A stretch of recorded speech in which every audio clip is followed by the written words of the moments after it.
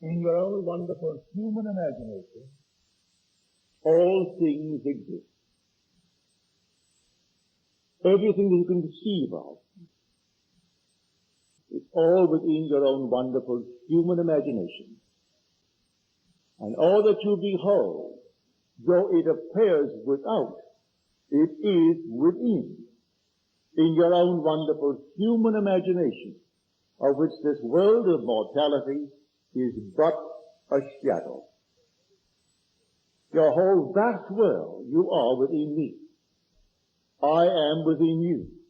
The whole vast world is within your own wonderful human imagination. Now what do you do with it? How do you construct it? How do you simply rearrange the structure within you? For that will determine what you will encounter in this world. But it is an art. And like all art, you simply have to make every effort to discover how to practice it wisely. For this great secret of imagining is the greatest of all secrets that man could ever put his finger upon. Now here, let us take a few simple approaches to it. Suppose I wanted a better job, and I didn't have, as the world would tell me, it only reflects my own doubt that I am not qualified. For they can't tell me anything other than what I'm telling myself. So if I am in doubt, they will tell me that I am not qualified, can't get it, or times are not right for it, or things are difficult. Let me ignore for the moment what my reflection conveys. And then let me ask myself, what do I want? Because this will only tell me what I have done in the past. What do I want now?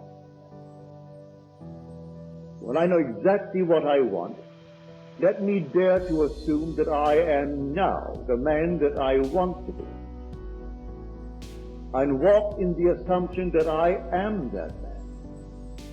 If I dare to persist in that assumption, then the outer world will rearrange itself and reflect that within me that I have fixed, and it will become in the eyes of the world a fact. What we call the fact. The reality really is in my imagination and not in its actuality. The whole vast world seems so real, and we think that's where the reality is, in its actuality. It's not there. It's in the imaginal act. And then we project it upon the screen of space. Now there are numberless facets to this wonderful principle. Here I am looking now at this room, and we're all real within this room. And yet my home is far more real to me than this room. I come here twice a week for 1 hour, and I live in my home almost 24 hours a day, 7 days a week. So it's far more real to me than this room. This is used by many people, and my home is used only by my little family, my wife and myself. Yet at this moment, it simply is a flat picture, and this is a cubic reality. Why is this the cubic reality that I know so little about? And that I know so much about is only a flat surface. Because I am in this room now. If I am in the room, I give reality to the room, that when I leave it 1 hour from now, it also is a flat surface. I go home and enter my room, enter my home, and it is a cubic reality. Now here is the secret.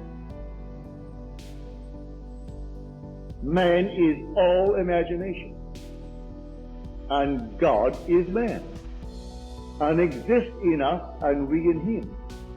the eternal body of man is the imagination. And that is God Himself. Being all imagination, I must be wherever I am in imagination. I am not anchored to this little body that I am wearing. I am wearing this body as I wear the suit of clothes. The day will come, the suit of clothes, I will wear it out and discard. I will wear out this little body and discard it. But my immortal self is my own wonderful human imagination. And I am not confined to the garment that I am wearing that it may be seen in the world. I can sit down in a chair and assume that I am elsewhere. And if I dare to assume that I am elsewhere, and make it real and give it all the tones of reality, I am where I am assuming that I am. How will I know that I am there? Well, think of the world, that's all I do. If I dare to assume that now, this very moment, I am in New York City, how do I know that I am there? You say that I am all imagination, and I must be wherever I am in imagination. Well, how do I know that I'm really there? Well, let me think of the world. Do I see Los Angeles around me? Am I standing on it? Well, then I am not in New York City. If I don't see Los Angeles 3,000 miles to the west of me, I am not in New York City. For were I in New York City, I would have to see Los Angeles 3,000 miles to the west of me. For motion can be detected only by a change of position relative to objects. Well, now, if I feel that I've actually moved, well, then let me actually see it in my imagination relative to the former state. I do the same thing concerning going up in the social world, or the financial world, or the intellectual world. Today, my friends know me as a certain person. Suppose I desire to transcend that person. Would they know me the day I transcend it, or in the not distant future after I transcend it? They would, if they're my friends. We're in contact. I would be the same friend, but they would see me differently. Now let them see me differently. I dare to assume that I am now the man that I want to be. Whether it be a financial gain, or social gain, or any other kind of gain. My friends would know it, well then, let them see me. All in my imagination. I rearrange the structure of the mind, and I fix it. As I fix it by sleeping in that assumption as though it were true. Well then, in time, if this principle is true, that all things must bring forth after their kind, I'm planting a new seed. That is the seed spoken of in Scripture. I must not deceive myself, because God in me, which is my own imagination, is not mocked. If I dare to assume that I am the man, that at the moment of the assumption, reason is denying, and my senses deny, but I dare to assume and persist in that assumption, well then, if this principle is true, that all things come forth after their kind, then I shall produce the fruit of that seed. I have done it a number of times. So I tell you, I'm speaking to you from experience. I do it not only for myself, I do it for my friends. I call you friends. There is no charge to it, not one penny. Simply a friend would say to me, hear good news for me. Well, it takes a little time, practically no time, to hear good news for a friend. I take his request, and then, to the best of my ability, I lift it to the state of vision, so that I can actually feel him or hear him tell me that things are as he desired them to be when he spoke to me. Well, I call you friends. You come here and you listen to the things that I have experienced concerning God's law and God's promise. To whom should you turn if you can't make it work for yourself? But the one who is telling you. I never tire of hearing good news for people. So I can actually hear that you are what you want to be, or that things are as you desire them to be. It costs nothing, costs you not a nickel. And as far as time goes, that's what my time is for. As the revelation came,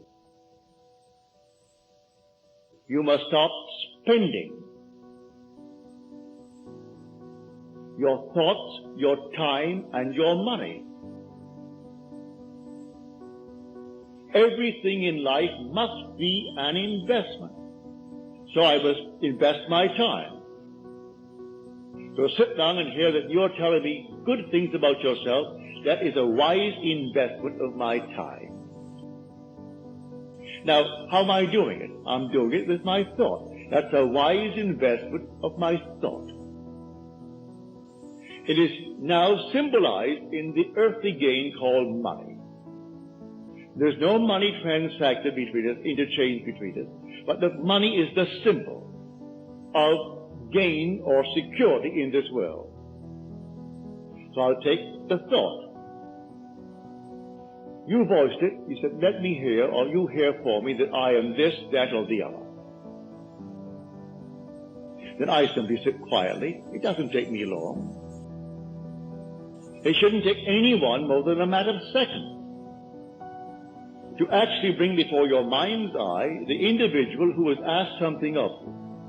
And you simply work yourself to a certain state of intensity. And it doesn't take time. Long time. I would say the maximum time would be, say, 10, not more than 10 seconds. To bring someone before your mind's eye and hear his voice clearly and feel the thrill that what he wanted, he had. And then you drop it. You don't do it again. That is an actual creative act. At that moment, you planted a seed. Where? In your own wonderful imagination. You rearranged the structure of your mind and you planted that seed. Now, do you believe in God? Well, then, if you believe in God, you believe in your own wonderful human imagination. You believe all things are possible to God? Well, then believe that all things are possible to your own wonderful human imagination. That imaginal act will now externalize itself in the world, and she or he or they will bear witness to the truth of what you have done. That is God's law. Now, the vision has its own appointed hour. It ripens and it will flower. If it seems long to the one who asked it of you, don't be concerned. Don't let him disturb you. You simply wait. For it is sure and it will not be late.